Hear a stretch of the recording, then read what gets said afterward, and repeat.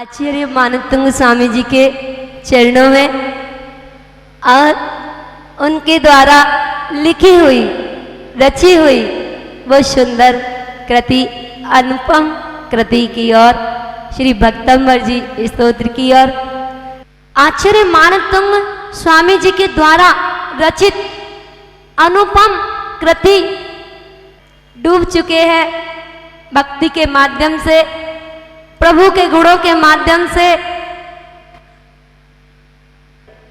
क्या कह रहे हैं? भक्ति के माध्यम से कह रहे हैं, हे भगवान, हे मुनीश्वर, हे आदिश्वर, हे त्रिलोकीनाथ, आपाद कंठम, जिसके पैरों से लेकर कंठ तक, जिसके पैरों से लेकर कंठ तक उरुशृंखलम उरुशृंखल बड़ी बड़ी शाकलों से, जंजीरों से वेष्टितांगा, वेष्टित शरीर वाले, गौणम अत्यंत कसकर बांधी गई,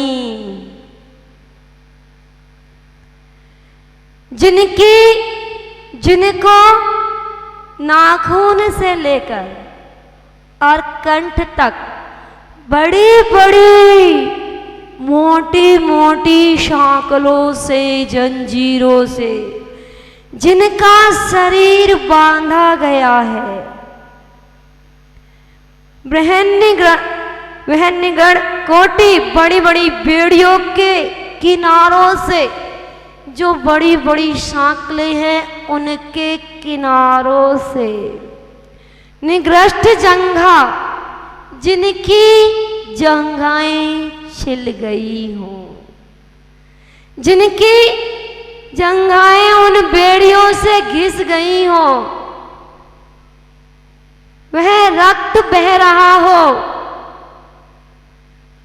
ऐसा पुरुष, ऐसा मनुष्य, ऐसा भव्य जीव, तो नाम मंत्र, आपके नाम को, आपके नाम रूपी मंत्र को, आपके नाम रूपी मंत्र का जो स्मरण करता है, आपके नाम का जो ध्यान करता है, आपके नाम की जो आराधना करता है, उसका वह बेड़ियों से बंधा हुआ शरीर भी अनिशम, जो निरंतर जाप करता है, स्मरण करते हुए श्रद्धा शीघ्र ही स्वयं अपने आप विगत बंद भया, बंद के भय से रहित भवंती माने हो जाता है। हे भगवान, जिसकी पूरा शरीर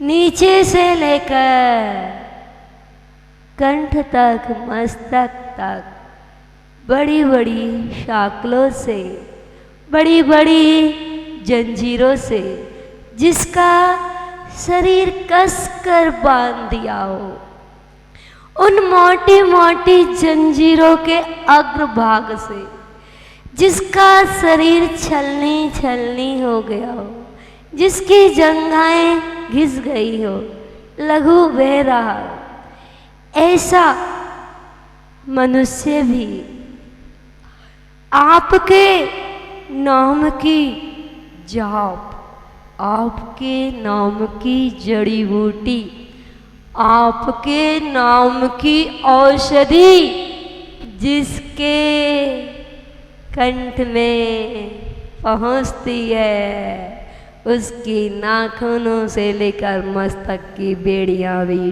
टूट जाती है।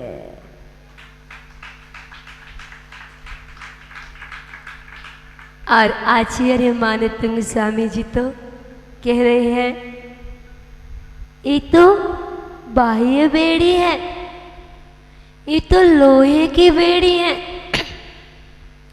जिन बेड़ियों ने हमें कसकर बांध रखा है, वो मोहिनी कर्म रूपी वो बेड़ी जो कितने भव तक भ्रमण कराती है, ऐसी बेड़ी को तोड़ने के लिए भी प्रभु के नाम रूपी हथौड़ी छेनी चाहिए। वो कर्मों की 148 प्रकृतियां रूपी जंजीर भी टूट जाती है। वो 8 कर्म रूपी बेड़ियों ने चारों तरफ से जकड़ रखा है।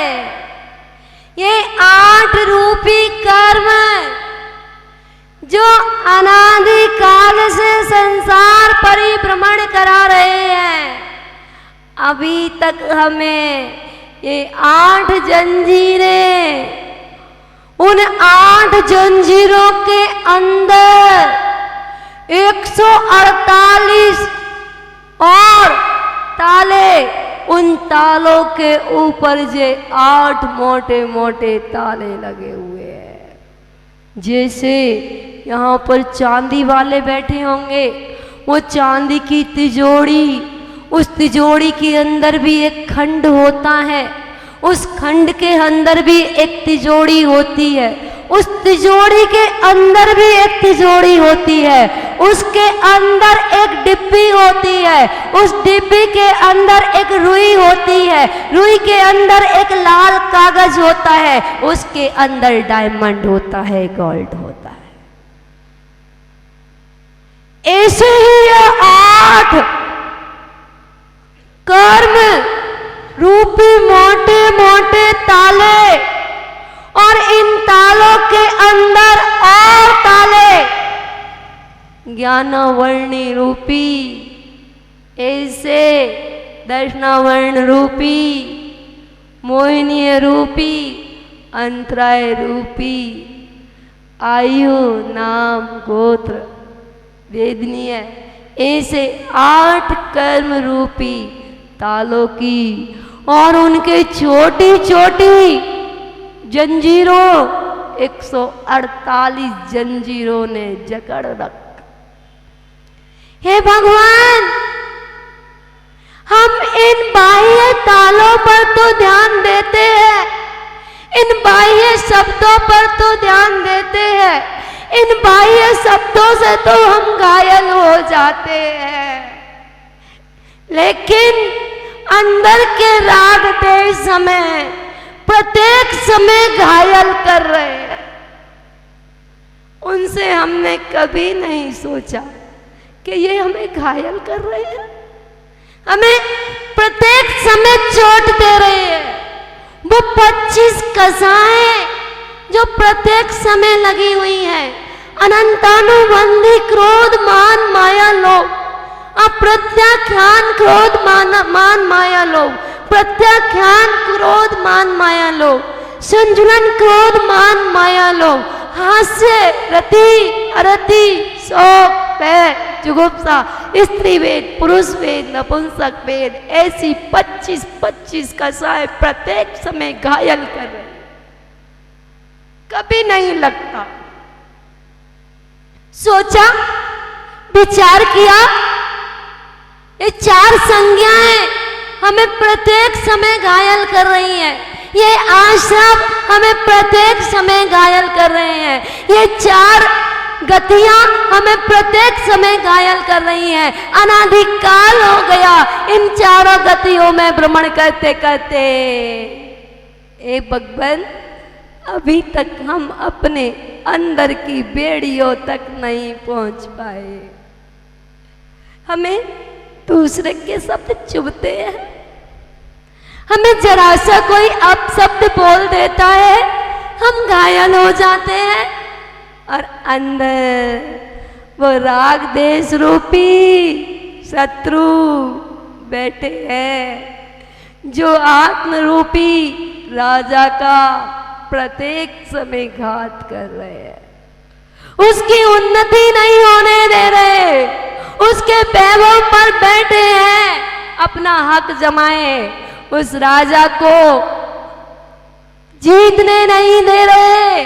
उस राजा के पास भी अनंत वैभव है, अनंत दर्शन, अनंत ज्ञान, अनंत सुखों का भंडार भरा हुआ है, वो अपने वैभव तक नहीं पहुंच पा रहे। क्यों? क्योंकि शत्रु, जो राग देश रूपी शत्रु, दोनों अनादिकाल से उस राजा को ऊपर बार कर रहे।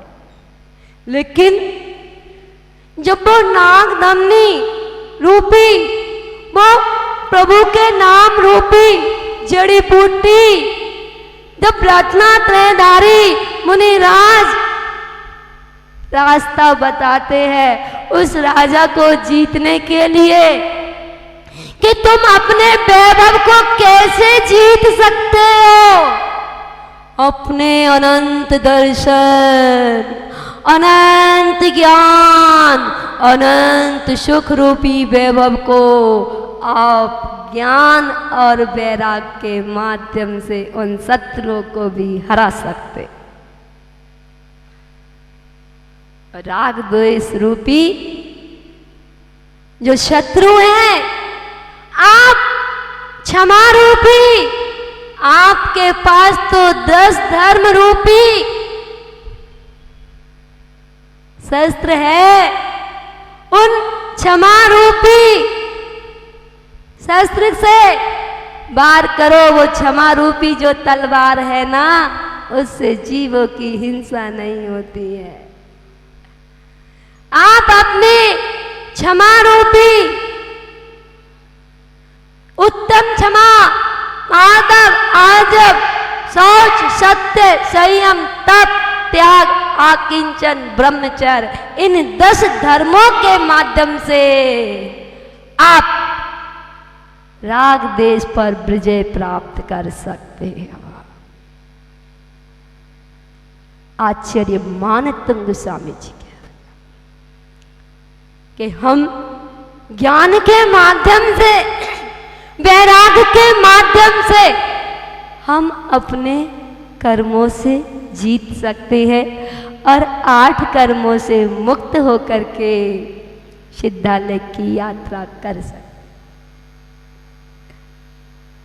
हे भगवान,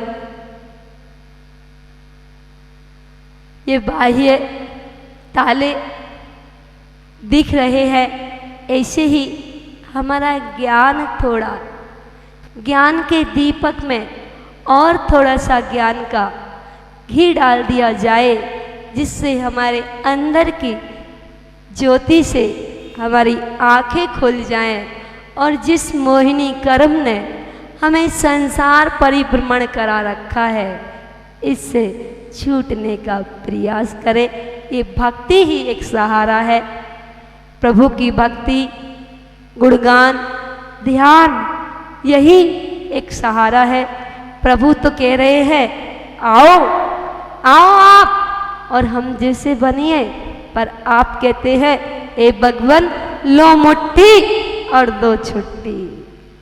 हम पर वक्त नहीं है, हम तो एक मुट्ठी चावल चढ़ाने आए हैं और जाना है। माता जी, समय बहुत हो गया है, छोड़ दीजिए। घर की याद आने लगती है। हम भजन करते हैं, प्रभु का ध्यान करते हैं, तो हमें भोजन याद आता है। और भरत चक्रवर्ती जब भोजन करते थे तो उनको भजन याद आता। हम जब माला फेरते हैं तो हमें याद आता है कि अरे, उस अकाउंट में इतना डालना था, आज इतना पेमेंट आना था, हम माला फेरते फेरते भी और माल को याद कर रहे हैं। भरत चक्रवर्ती माल के बीच में बैठे बैठे भी माला का जाप करते थे। हम खाते खाते भी कभी हमें ध्यान नहीं आया, केवल ज्ञान के खाते का, लेकिन भरत चक्रवर्ती खाते खाते भी ध्यान कर रहे हैं, हे भगवान अनादिकाल हो गया खाते खाते, पर अभी तक केवल ज्ञान का खाता नहीं खुला। जो ऐसा विचार करता है उन्हीं लोगों का केवल ज्ञान रूपी खाता खुला करता है। ऐसा भगवान की भक्ति करने से हम अपने जीवन में,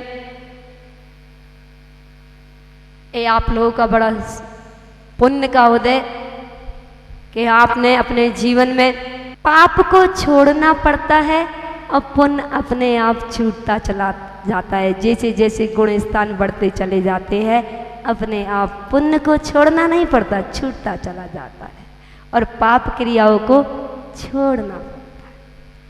और पुण्य का अर्जन करने से पुण्य फला अरिहंत का, अरिहंता पुण्य के फल की प्राप्ति अरिहंत पद के प्राप्ति है। इसी बीच आपको एक जानकारी और दे दे, बाल बालिकाएं भटक रहे हैं, उनको मार्गदर्शन नहीं मिल रहा। पढ़ने जाते हैं, एक जाते हैं और दो होकर के आते हैं। जिन माता पिताओं ने उनके ऊपर पूरा जीवन समर्पित कर दिया, वही बच्चे उनको धोखा दे जाते हैं। कुछ बच्चे ऐसे होते हैं जिनकी माँ नहीं है, कुछ बच्चे ऐसे होते हैं जिनके पिता नहीं है, कुछ बच्चे ऐसे होते हैं जिनके माता पिता नहीं है। उनको सहारा कैसे मिले, कहाँ से मिले? तो मैं कहती हूँ कि हमारी पूरे भारतवर्ष से, पूरी इंडिया से अगर पूरी ऑल जैन समाज एक हो जाए तो हमारे ये नन्हे मुन्ने जो बालक बालिकाएं भटक रहे हैं, इनका अगर हम प्रोत्साहन बढ़ाएं, इनको हम सम्मान दें, इनको हम साधु संघ से जोड़ें, देव शास्त्र गुरु से जोड़ें, तो शायद इनके अंदर वह संस्कार का बीज बोया जाए जिससे हमारा परिवार, हमारा समाज, हमारा देश, हमारा राष्ट्र सुरक्षित।